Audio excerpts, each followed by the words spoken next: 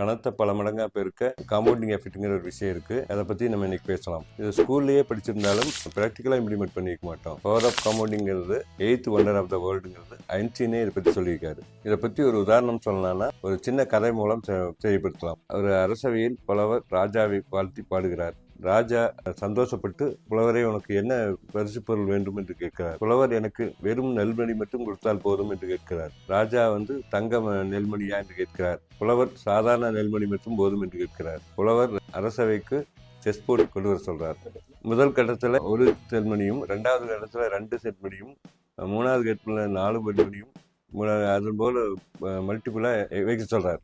64 கட்டத்தில் பாதி வரும்போது இந்த கஜானாவே காலியாகுது. ஃபுல்லாக முடிக்கும்போது அந்த அளவுக்கு நெல்வழி உலகத்திலேயே இல்லை. காம்பவுண்டிங் எஃபெக்ட் அந்த அளவுக்கு powerful. Power of compounding only with mutual fund other இன்வெஸ்ட்மெண்ட்டில் தான் இருக்கும்.